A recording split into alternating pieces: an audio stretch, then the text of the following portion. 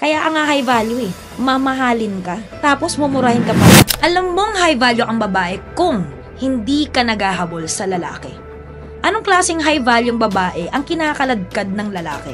Sipi mo, niloko ka na, ginawan ka na ng masama, yung iba sinaktan pa physical Tapos anong gagawin nila? Hahabol, iiyak, hindi na daw uulitin. Sige nga, gawin mo yan sa boyfriend mo. Tignan natin kung hindi sa ilang araw lang napalitan ka na. Paano mo matatawag sarili mong high value kung ganyan naman ang trato ng ibang tao sa'yo? Kaya nga high value eh. Mamahalin ka, tapos mumurahin ka pala. Isipin mo sa relasyon mo, ang daming kaya mong iambag. Bilang babae lang hindi ka pa nga nagtatrabaho. Unang-una sa lahat, babae ka, kaya mo mag-anak, kaya mo magbuntis. That alone is already a fact na marami ka na agad ambag.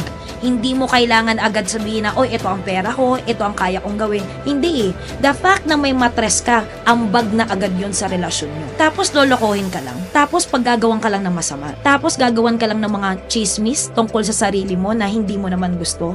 Oo, may mga ganyang lalaki Kung ano-anong sasabihin sa'yo pag nakatalikod ka. Tatanggapin mo na paulit-ulit kang niloloko tapos sasabihin mo sa lahat ng maraming tao, high value ka, niloloko mo lang yung sarili mo. So next time na lolokohin ka ng boyfriend mo or asawa mo, tandaan mo, ang baba mo ngayon.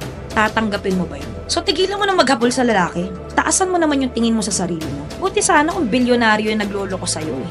Eh hindi naman. Ni halos hindi ka pang